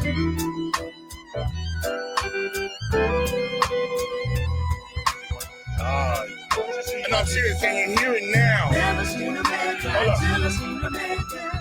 I hear you breathing, but your heart no longer sounds strong. But you're kind of scared of dying, so you hold on. And you keep on blacking out. Your pulse is slow. Stop trying to fight the reaper. Just relax and let it go. Because there's no way you can fight it, or you'll still try. And you can try it till you fight it, but you'll still die. Your spirit leaves your body and your mind clears. The rigor mortis starts to set and you body. Start your journey in the outer space. You see yourself in the light, but you're still feeling out of place. So you're standing in the tunnel of eternal life. And you've seen the one you've never learned to love in life. Make a choice, let it go. Back it up. If you ain't at peace with God, you need to patch it up. But if you're ready, close your eyes and we can set it free. And he lies, a man not scared to die. May he rest in peace. And still got to wonder why. I ain't never seen a man cry till I seen a man do.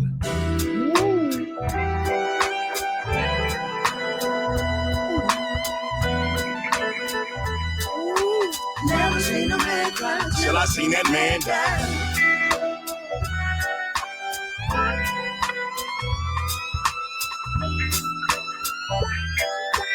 Never seen a man cry till I seen a man die.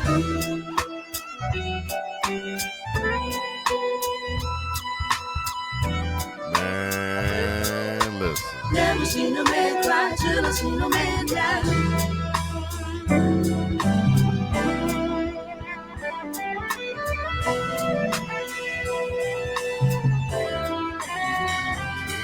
Man,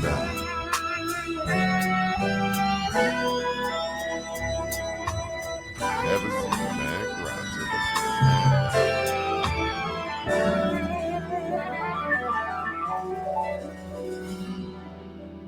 Let's get right in. Let's get right in. Let's jump right in. Let's jump right in. Nice.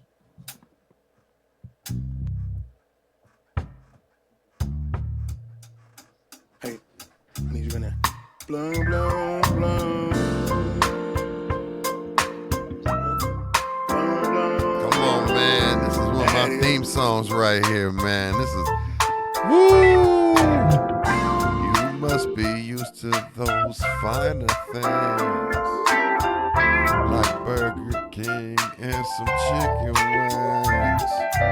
Man, this chick so fine. So bad she made me sick sometime. Just had to fuck this chick one time. I met her in the gallery, a shopping, buying gifts. Her sucker she dating, still bopping her second anniversary. And I'm congratulating that. But man, she had an ass so fat, I couldn't palm her with Shaquille hands. It seems to me she had the whole world in her bed. I walked behind her with some love songs and she started smiling. So I handed her this bathing suit and told her to try it. Replying, why with her light brown eyes? I'm shopping for a lady friend about your size. She put it on, then I paid for it. And then I told her she can keep it. And I walked out the store, saw a secret, peeping. I made it down the hall, she came running. Bags about the bust, blouse wrinkled, but still stunning. I done it, I made the Mac movement, girl chases. And shortly thereafter exchange her. Yeah, it's tasteless. And honey must have missed being treated like something more than it's just fucking the dudes beating her ass behind that silly shit. I can see it in your eyes, girl, you're sick of this, so let's see the sights, close to speed tonight. Let's leave them stuck home pacing, blowing up your phone, exchanging fuck faces. We must be used to all the that didn't age well at all, baby. Infatuated by what yeah. It seems to me you always will never change. So all that's left is for us to exchange. We must be used to all the finer things. Infatuated by what money brings. It seems to me you will never change. So all that's left is for us to exchange.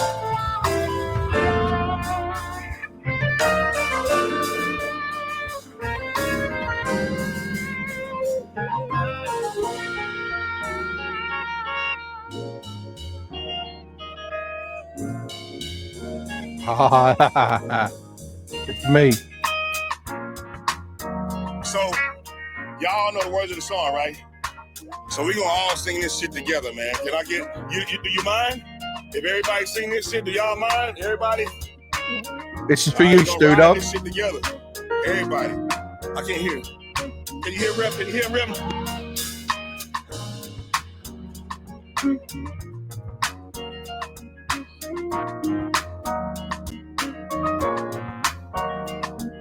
Like, hey, Corey, I like that. I like that.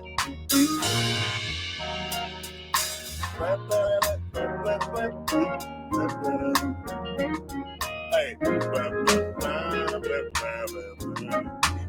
come on.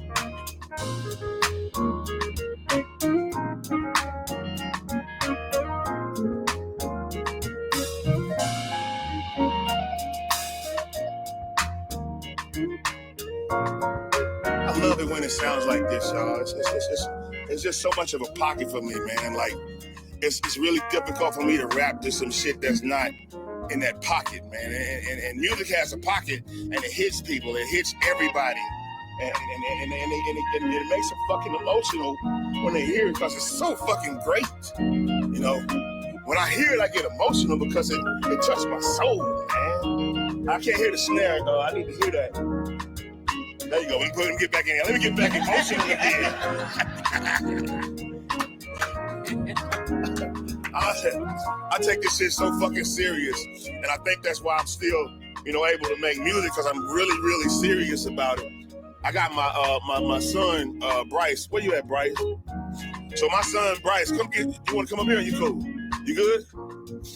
So my son Bryce is an exceptional musician. Okay.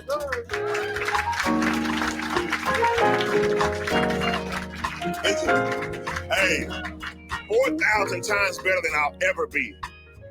Like, I'm all right, but my son's a fucking beast. And I know everybody say that about their sons, but I'm not even lying. I'll play a song for you when we're done. Matter of fact, I'll let him play the song for you when he's done, and y'all can record it just to have it, okay? All right, cool. All right, meet my son, Bryce. Bryce, we good. All right, appreciate y'all. Bryce been in the studio since he was 3 years old. Oh, Bryce has been in the studio since he was 3 fucking years old. We just had to kick him out. We just had to kick his little ass out. That's true. That's true. Yeah, that's him. Anyway, back to this lecture at hand. Ready? I had a can't sleep. I toss and turn. Handle 6 in the dog, vicious advice being burned. 4 walls just staring at it. I'm paranoid, sleeping with my finger on the trigger. My mother's always stressing I ain't feeling right. But I ain't going out without a fight. Cause every time my eyes close, I start sweating and blood starts coming out my nose. It's somebody watching the act, but I don't know who it is. So I'm watching my back and I can see it when I'm deep in the covers. When I awake, I don't, man, he owns a black hat like I own. A black suit and a cane like my own. Now somebody say take a chill, B. Fuck that shit. Cause there's somebody trying to kill me. I'm popping in the clip when the wind blows. Every 20 seconds got me peeping out my window. Investigating the joint for traps. Checking my telephone for taps now. I'm staring at the woman on the corner. It's fucked up. On you. Not me. It's on you. My mind's playing tricks on me. Day by day, it's more impossible to cope. I feel like I'm the one that's doing dope. Can't keep a steady hand because I'm nervous. Every Sunday morning, I'm in service, praying for forgiveness. I'm trying to find an exit out the business. I know the Lord is looking at me, but yet and still it's hard for me to feel happy. I often drift when I drive. I'm having fatal thoughts of suicide. Bang, get it over with, and then I'm worry free. Man, I got a little boy to look at, and if I died, then my child would be a bastard. I had a woman down with me, but to me it seems like she was down to give me. She helped me out in this shit, but to me she was just another bitch. Now she's back with her mother. No,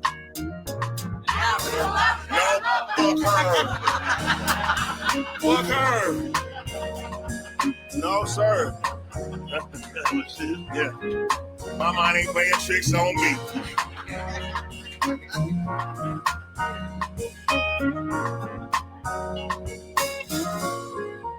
Okay. So we thinking about Bill now.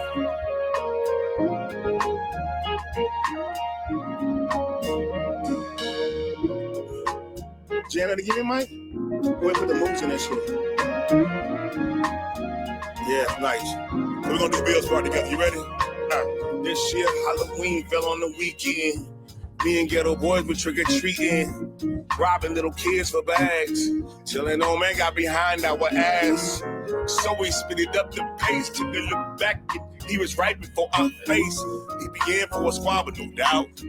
So I swung and I tried to take him out. He was going down, we figured. But this wasn't no ordinary, no. He stood about 6 or 7 feet. As a creep, I've been singing my seat. So we triple teamed on him.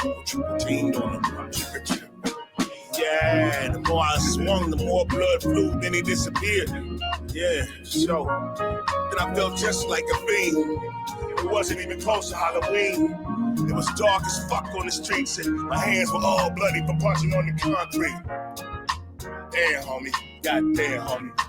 Lines playing tricks on me.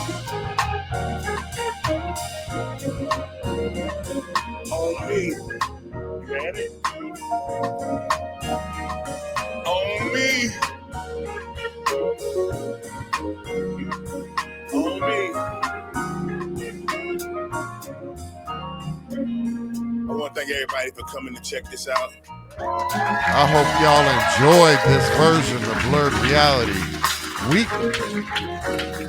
Is there a big round of applause for Face, like the best lyricist in the history of lyricists? In my humble For opinion. real. Thanks for bringing me out. Hey, give it up for Mike Dean, man. One of the coldest motherfuckers I know.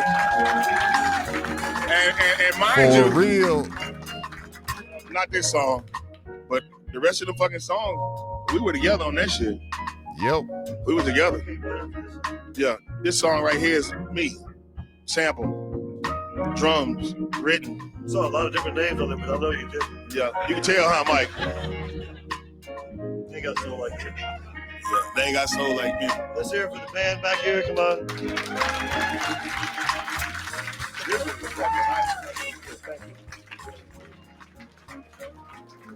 I agree, Becca Boo. That's the reason why I was like, we gotta do this one, man. We gotta fucking do this one. You know what I mean? Oh man.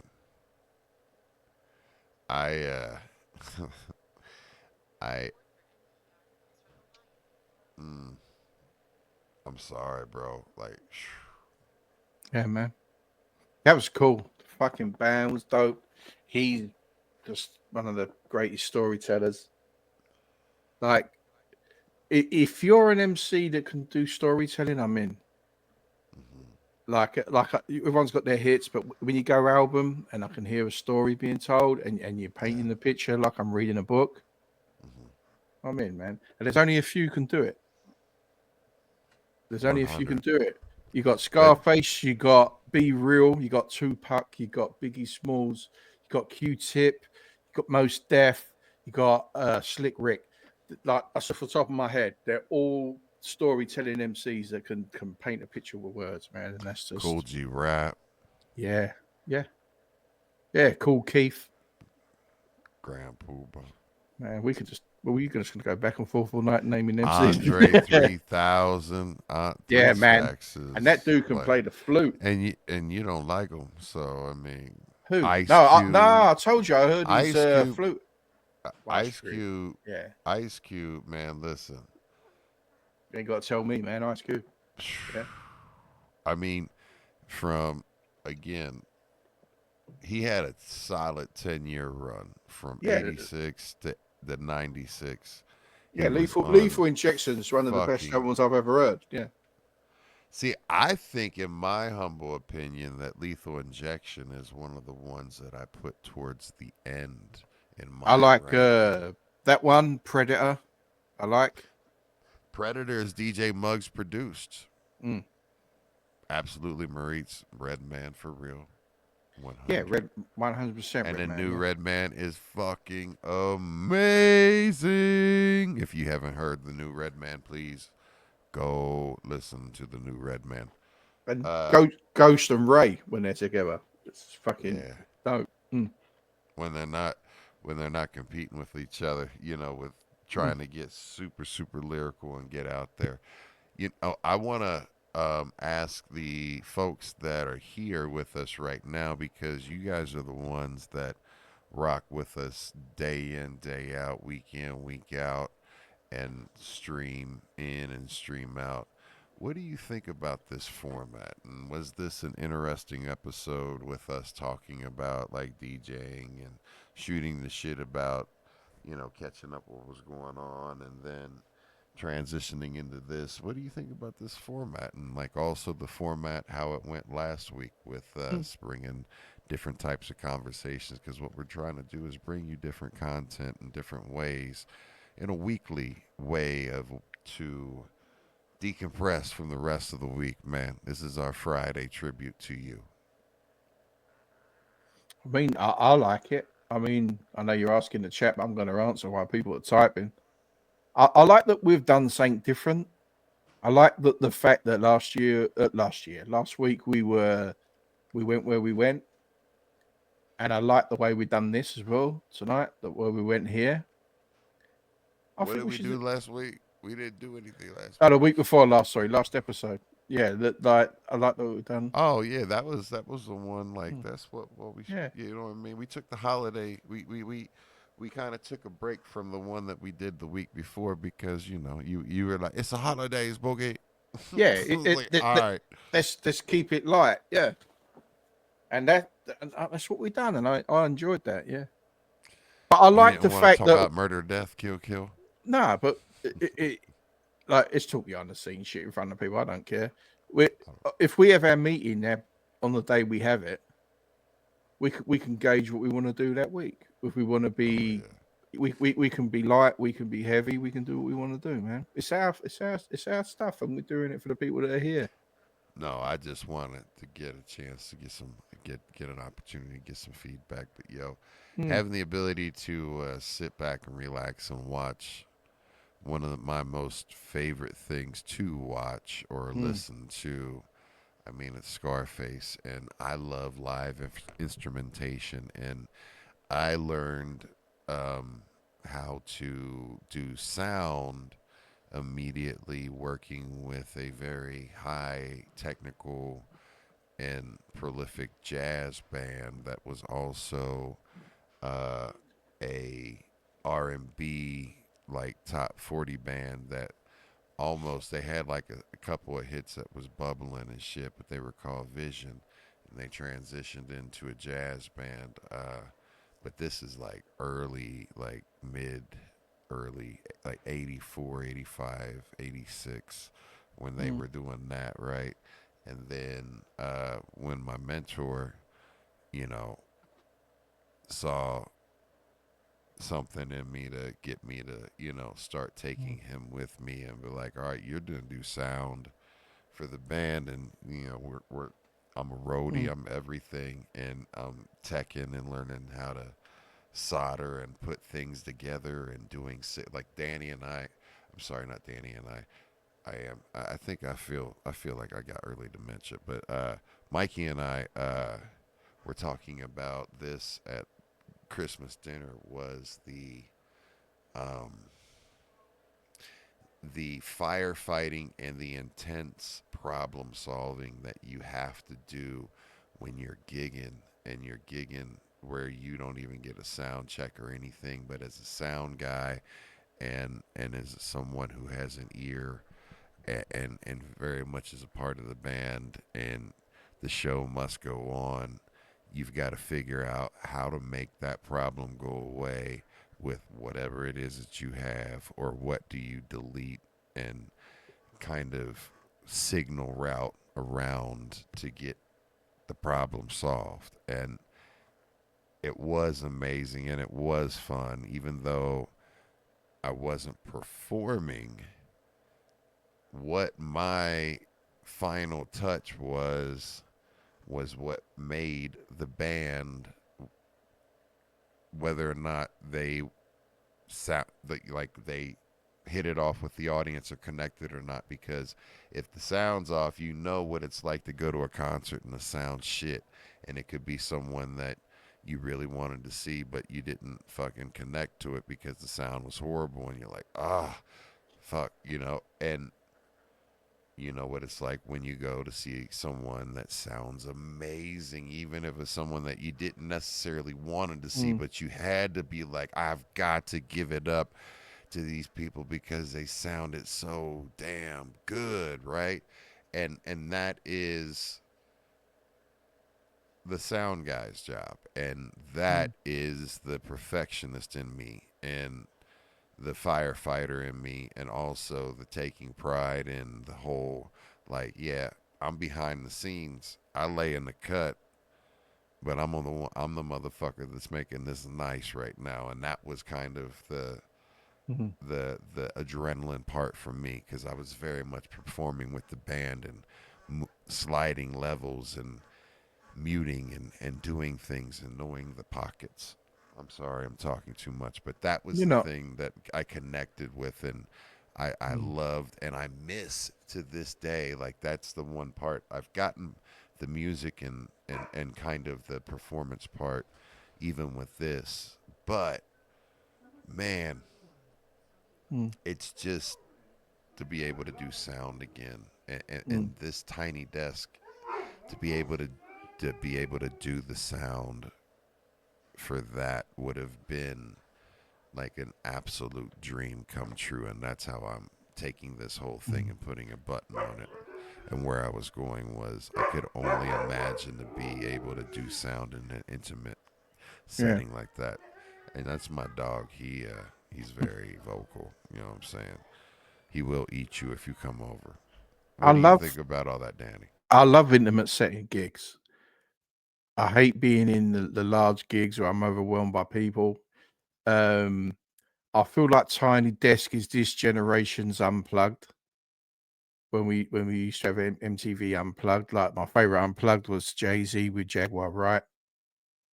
Um, I just love hearing a real band and a real drummer over a good MC.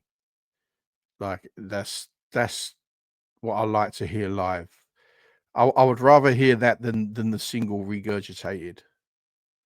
That's why I like Cypress Hill, because they play the hits and then the band comes out. They have like they do their intro, they play the hits, the band comes out, and off they go. They're rocking. That's all I've got to say about that. I don't know about you, Boogie, but I think we did it. You're muted.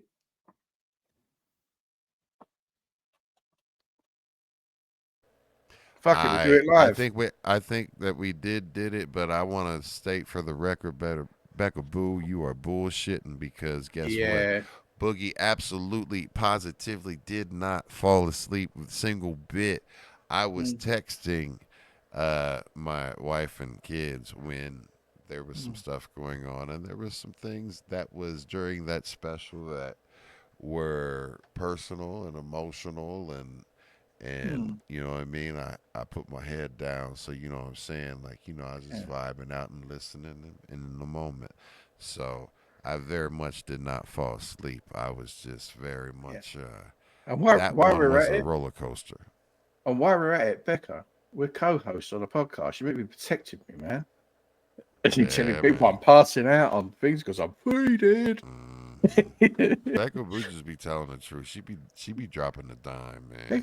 Sometimes Becca's got too many faults. Yeah, that's true. Thoughts, man. Mm. Becca. No, I did though. I did fall asleep on the stream. It was cool. I just got comfy. It was nice, you know. Well, fuck it, man. That's cool, man. I mean, At one stage, I had a blanket around me like a homeless person. You know, like it was cool. oh, I you get did not comfy. snuggle up in a blanket, though. I did, Did yo. you?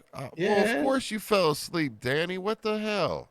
I mean, I was feeling extra comfortable. It was nice. It was like 3 a.m. on a Sunday night. Oh, I this had the guy. central heating on. It was just, I was sitting there all nice. This guy, man. No wonder.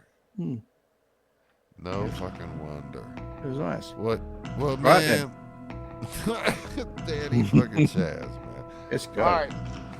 Well, check this out. It's been another edition of Blurred Reality Weekly. When we come to you live next week, it will be 2025, y'all. And So happy New Year. Happy New Year. Big things for 25. I can feel it in my bone. It's coming. Big fucking things for 2025. Let's get it. I can't wait for 2025, Danny. Look, and I just got a good feeling about this one. Really have. Good feeling. Absolutely. I've got a good feeling. I do too. You know what I mean? Because you know what? We've got each and every single one of you guys out here rocking with us live and also rocking with us on the replay. And don't forget, we do this every single Friday during the day so your day can be fried. It's also 9 o'clock Danny time, then fucking 4 p.m. Eastern, 3 p.m. Central, 2 p.m. Mountain, and 1 p.m. to be more Pacific. I'm Ghost Boogie. I'm Danny Chaz. If you want to get the good experience of this, if you're listening on the replay, come catch us live. Come catch us live. Be part of the show. Be part of the chat. We've got Becca Boo and Maurice holding it down right there in the chat. What's good? What's good? I'll catch you later. Bye-bye. So I want to let everybody know, check it out this Sunday, y'all. Check it out this Sunday, man. I just got the bio in from the homie that we're going to be interviewing, Marcus Raymond, man.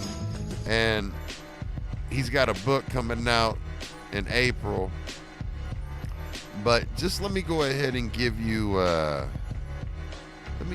some of his highlights real quick. Can I give you all a tease so you guys can get down with me like this? Originally from Los Angeles, California, born in the 70s, Danny Chaz went to go poop. Began singing in a Baptist church in LA. Had an abusive father, mother on drugs, but worked for Continental Airlines, United Airlines stewardess for 30 plus years, who died last year due to lupus. He sold drugs at a very young age, but wasn't good at it, so would cut everybody's hair in the hood just to get by. Used to dance on Soul Train and was endorsed by Don Cornelius in Hollywood. Went to 2 different high schools, Nogales High School in West Covina and Kingwood High in Houston, Texas. Death Row Records affiliate. Worked in the Can-Am studio sessions in Tarzana, California, which were all of the early Death Row sessions, The Chronic, also Doggy Style, Dog Food, all of the great ones. Then went to Paris, France to play basketball after college in the 90s. Then was also known and is known by A-list actors. I did not mean for that to stop. All right. Also known and friends with A-list actors Jamie Foxx, Chris Tucker, Omar Gooding, Daz and Corrupt, Snoop Dogg, Antoine Tanner, Alan McNeil, Outlaws, Merlin, Santana, Keith Amos, Brian McKnight, Eric Benet, Michael Bivins, many, many more. Has stories on all of them. He has personally attended an all-white party at Diddy's. Yes, all-white party at Diddy's in the 90s. And his quotes were, probably going to be the bigger story. Went to school with an actor named Jaleel White, a.k.a. Urkel, and is still great friends with him and also Omar Gooding. His grandmother was murdered in '89, was homeless in Long Beach, California. Sentenced to prison 2 times in Colorado for 10 years, chasing singing and entertaining career. Ended up getting robbed at gunpoint and shooting his way out. Writing a book, autobiography about his life in the entertainment industry called Tragedy to Triumph, due to be released April 5th, 2025, along with a full-length R&B album called Until, Before, and Now. He's been on multiple tours from the year 2000s and beyond. Such tours you may know, like Up in Smoke. He's been on tour with Baby Bash, Jay Holiday. Has his own clothing brand, owner called Raymond Marcus. He's got a podcast coming out soon called Enough Said. This is going to be a great interview. It is going to be this Sunday. Yes, this Sunday, a special edition of B-Boys Underground at 9 p.m. Eastern, 8 p.m. Central, 7 p.m. Mountain, and 6 p.m. Pacific. And I don't know what time that is, Danny time, but that's early. That's about 2 a.m. Hey, look, I That's about can't sorting wait. them down, son. I can't wait. We're gonna be talking death row. We're gonna be talking all types of stuff. So if y'all are interested, please make sure you get down with the Get Down. It's gonna be on Ghost Boogie 66 on Twitch and B-Boys Underground on YouTube, where you can check all previous episodes of B-Boys Underground. And then don't forget the Usual Suspects Sesh will be back on Monday. But in between there's Chilled on Sunday. You see how I riggedy rhyme? Yeah. Riggedy So we row. got Chilled on Sunday. So just before B-Boys Underground, we got Chilled on Sunday with myself, Becca Boo, and Richie D420. And I don't think we're going to be going right till 2 a.m. and raiding into you, but it's a nice little warm-up. You can stop after that, have your dinner, then tune into B-Boys Underground. What more do you want on a Sunday? It's Usual Suspects. Every day there's a different suspect. You'll catch someone online at some time. We're always there. On that note, Boogie, how do you feel? I feel like we did it fantastically. So, what's good? What's goody? We out. Salute. Peace. Ta-ta. Thank you all most for tuning in live.